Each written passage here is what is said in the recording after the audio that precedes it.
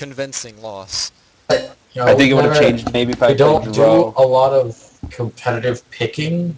No, we don't have enough experience to be able to read. Oh, they picked with Shrek, Vengeful, and an X. They're probably going to tri-lane those. It's going to be really strong, aggressive tri-lane.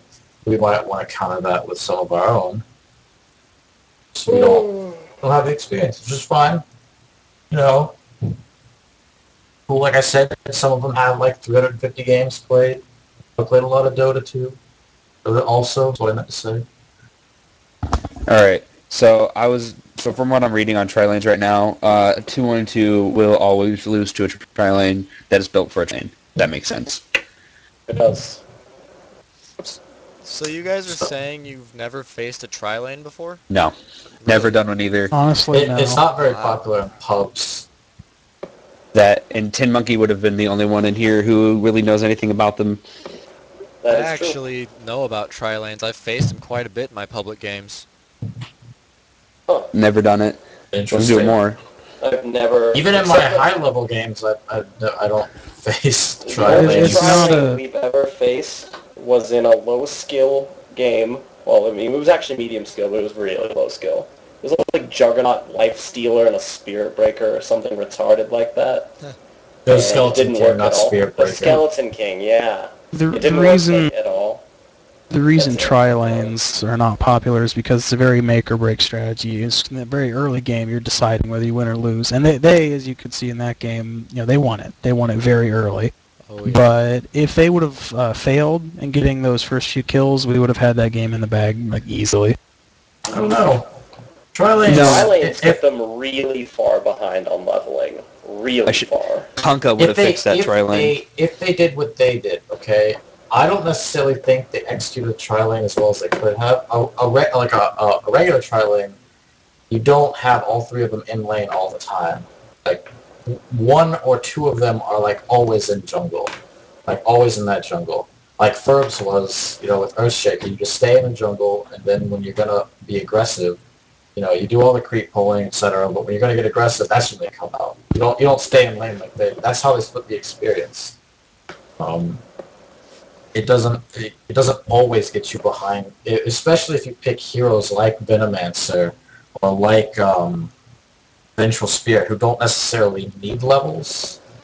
They just need, Vengeful Spirit has that stun. That's great. That's fine. Oh, so one thing off topic. Well, not sort of. So, for that game specifically, if there's anyone that was watching and was curious, one thing I'll say that was my mistake was hurting the team overall was that we should have TP'd sooner at the bottom.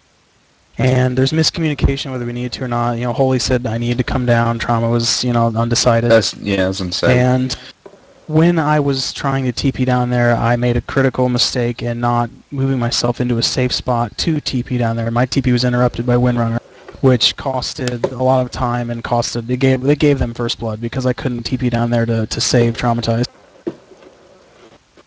So that's what really started the whole downward spiral. Is that one mistake on my part? No problem though.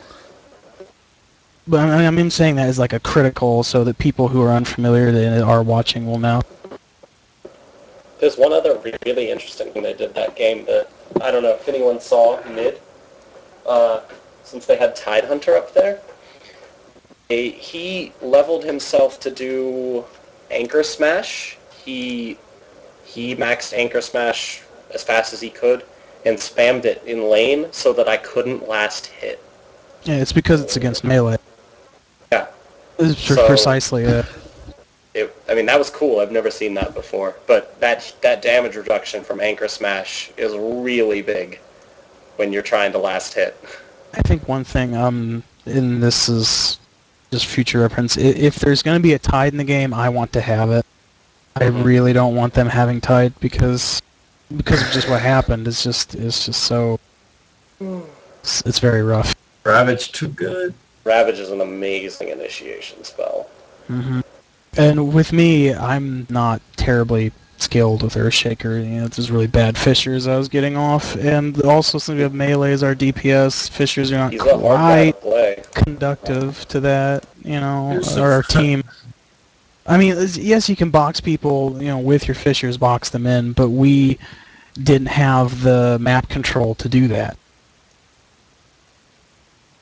Because, I mean, in the bottom lane, I'm sitting there in jungle, and Vengeful Spirit had me cut off completely. I couldn't go through the jungle to get a good fisher off. So overall, how do you guys think you played that game? Oh, awful. I mean, I played fine. There's just not much you can do. Yeah, did the best we could. I couldn't farm for shit in mid because of Anchor Smash. I was actually starting to get desperate, and I started using Void to get a couple last hits, because with Anchor Smash my damage was so low. Well, it's one of those things where we, in that situation, should have had Mirana go mid, and try and deal with that tri-lane in the bottom, and then, I don't know, have you rotate up top with Night Stalker or something, I don't know, but... It's true, once we saw the tri-lane, you could have swapped with Mirana. You both would have got solo XP. True.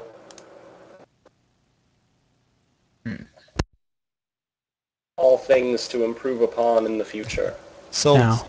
one of the items I saw the enemy team got, and specifically on Lifestealer right away, was the Hand of Midas, 1900 gold. Yeah. Are you guys aware of that item? Yeah. Yeah. That is, yeah. It's an interesting item.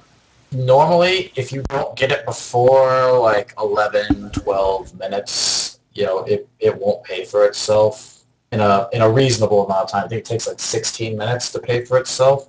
Mm-hmm. And so, if you can get it really fast, go ahead and do it because you'll get so much more money. But it's a situational item.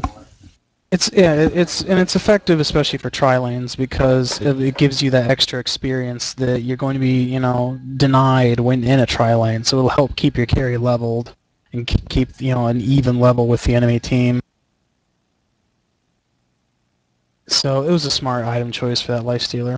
I agree. It's generally a smart item choice on Lifestealer in general. Just how fast you can get it. Mm-hmm. Alright, well, thanks guys. I'm going to go ahead and turn off the stream now.